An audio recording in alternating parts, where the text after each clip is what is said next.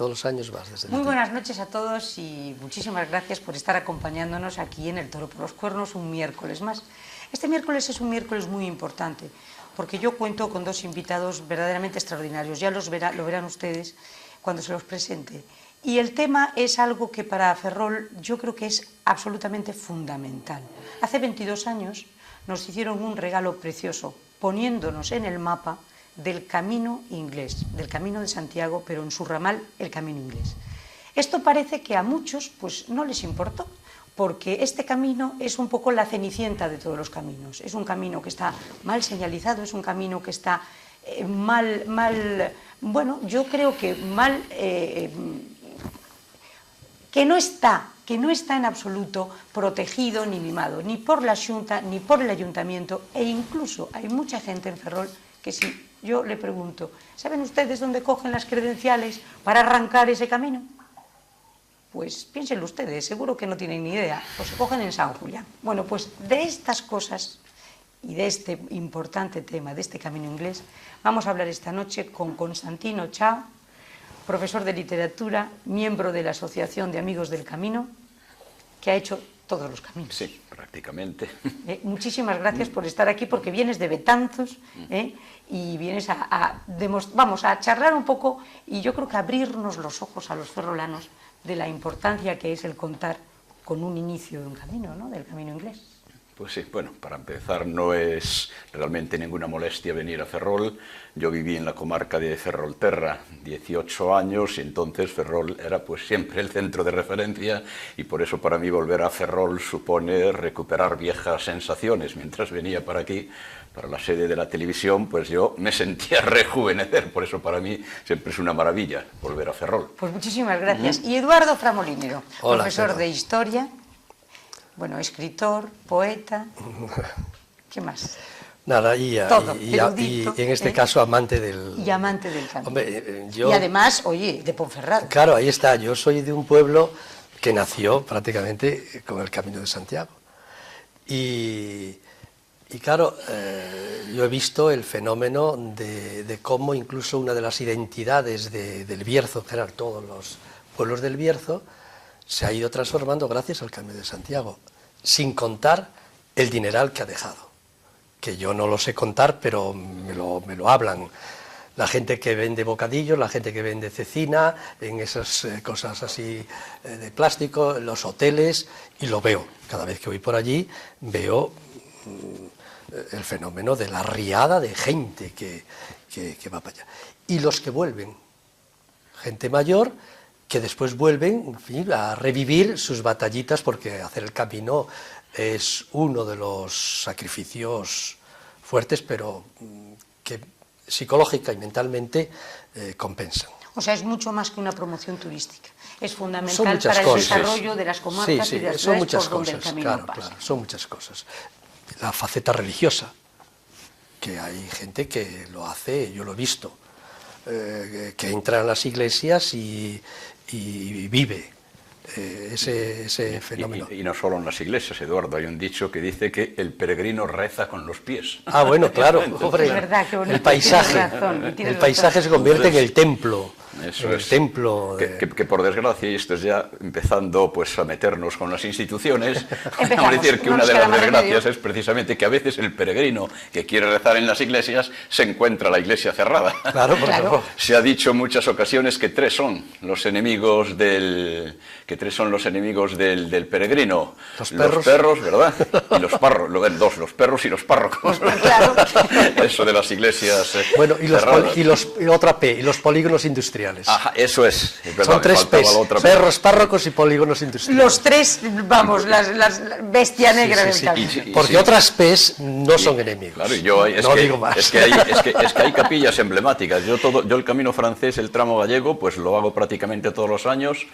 Y hay iglesias que nunca he conseguido entrar en ellas porque nunca las he encontrado abiertas, ¿no? Claro. Y bueno, y el caso del camino inglés, pues también, por citar un ejemplo ahora, aunque no pasa el camino exactamente, a pesar de que nosotros lo propusimos en su día, pero claro, hay que reconocer que es una etapa muy dura. En Pontedeume, la subida a San Miguel de Bregamo. Que es una maravilla. Desviarse. Por eso yo cuando hago el camino con mis alumnos, me salto lo que es la delimitación Y te vas oficial a del San Miguel. camino Claro, y me los porque, llevo a ver San mira, Miguel de Bereamo, porque claro, yo creo que Pepa, no puede haber nadie es que en la comarca que no conozca. Desde luego San Miguel de Bereamo. el antiguo peregrino no se marcaba, digamos, un tiempo, iba con otro concepto del tiempo, ¿no? Y se desviaba buscando esos santuarios con reliquias, lógicamente, Ajá. y donde le pudieran acoger, o donde pudiera rezar, o donde pudiera refugiarse. Entonces, es un poco como los canes, ¿no? Que van y vienen, y van, tal. Allí en el Bierzo hay muchos sitios que no están en el camino, pero eran lugares de desvío, porque había unas reliquias o porque había un monasterio y tal, ¿no? La herrería de Compludo. Claro, la herrería de Compludo, o Santiago de Peñalba, que está allí, el monasterio. Entonces, esto es lo mismo, claro. Ahora, el nuestro, el camino inglés, es porque por aquí venían los ingleses, es decir, la gente del norte. Y lógicamente, hombre, ya tenían bastante que caminar, pero venían en barco. Sí. Claro, ellos lo que querían era venir a Santiago a rezar al apóstol. Y como antes comentábamos, venían a veces incluso con rezos por encargo. Todos los de los pueblos de allí, oye, vas a Santiago, pues mira, pon una vela, da reza por mí. Claro, entonces llevaban un saco de encargos. Claro. En la mochila En la llevaban mochila. los encargos. Y se sigue conservando, como bien tú sabes, en la bendición del peregrino, en los lugares donde se lleva a cabo la bendición del peregrino y el lugar más emblemático, evidentemente, Roncesvalles, todavía la frase final, el rito en francés, ¿verdad? Allez et priez pour nous à Compostela. Sí. Es decir, que se encarga siempre al peregrino, sí, que rece por el resto de la comunidad, por aquel que no pudo ir. Claro. Y entonces, claro, estos ingleses, ingleses, holandeses y tal, venían, lógicamente, por barco, y donde el barco atracase, Donde llegaba, Coruña claro. o Ferrol y tal. Y empezaban a andar.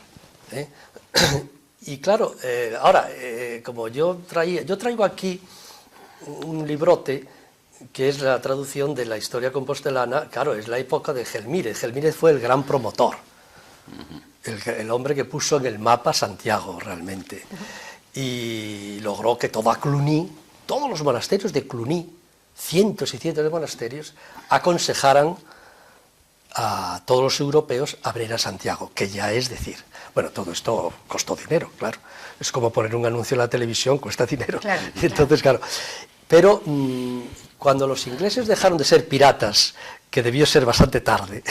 Bueno, hay quien opina que nunca dejaron de serlo.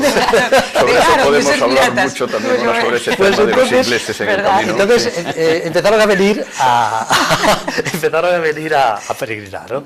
Y entonces yo tengo aquí, claro, un texto del capítulo 76 del libro primero de unos ingleses que van a Jerusalén a peregrinar y recalan en Galicia. Atracan aquí en Galicia y hay dos nobles de estos elementos de cuidado, verdaderos terroristas, unos gángsters que están en rebeldía y tal, que los contratan a sueldo para saquear el territorio de sus contrincantes. Entonces Gelmírez se entera de esto y como ya había contratado ya habían construido dos barcos, sí, dos trirremes, y estaban en Padrón, entonces los siguen en esos destrozos que están armando y los dan caza y empieza la pelea. Dice, bueno, se pone la coraza, vaya usted a saber qué corazas, se empiezan con las flechas, dice, mayormente la batalla fue a cantazos, a pedradas. Bueno, logran apresarlos, cogen el botín y va Gelmírez todo contento del triunfo y dice, bueno, ya sabéis que me corresponde como propietario de las naves la quinta parte del botín, pero yo no voy a coger ninguna de estas cosas que me dais los prisioneros. Estaban los otros llorando, dice, estaban llorando, claro, y dice, porque yo los voy a librar y los voy a mandar a su tierra. Fíjate tú, dice que apiadado de ellos, pero fíjate qué propaganda más buena de Santiago, porque estos ingleses cuando llegaron a su tierra, ¿qué contaron? Claro. Pues el arzobispo de allá Maravillas. nos libró. Claro. Y nos libró porque Santiago dijo que quería que tal. A lo mejor empezó ahí la propaganda. Sí, sí, posiblemente. Aunque bueno, los primeros casos que tenemos, por lo menos, como bien sabes tú, no son curiosamente de ingleses, sino de los que están más al norte, noruegos. Ah, claro. Los primeros ejemplos que tenemos Que venían son por del rey Sigurd. Que venían querían robarlas. De Noruega, pues sí, que venían precisamente, sí, con esa intención. Con esa intención, ¿no? Robar las reliquias. Sí. Robar las reliquias. Hombre, Sí, porque evidentemente tenemos que ponernos en el contexto de la Edad Media. Tantas reliquias tienes, tanto vales. Luego podemos recordar el famoso y gracioso, yo creo que es, de las historias más simpáticas relacionadas con Compostela y con Gelmírez, el pío latrocinio. Ah, bueno, ¿verdad? fue a Braga y robó. Para todo. Nosotros le llamamos pío latrocinio, Sí, los pero portugueses ellos... le llaman el robo sacrílego, por Claro. supuesto. Pero Claro, bueno. sí, aquello es una anécdota. Al hilo de lo que decía Eduardo, sí, de los ingleses, pues hay que tener, él decía que los ingleses hicieron peregrinos cuando dejaron de ser piratas, pero es que hubo durante algún tiempo, incluso convivieron, es decir, había ingleses peregrinos, había ingleses piratas, por supuesto. Se dice eso de, perdonando la expresión por si hay algún inglés que nos esté viendo, escuchando, que entre perros o entre lobos no se atacan, ¿no? Sí. Pues evidentemente los piratas ingleses respetaban a las naves inglesas, pero se cebaban con franceses, alemanes, con todo lo que fuera.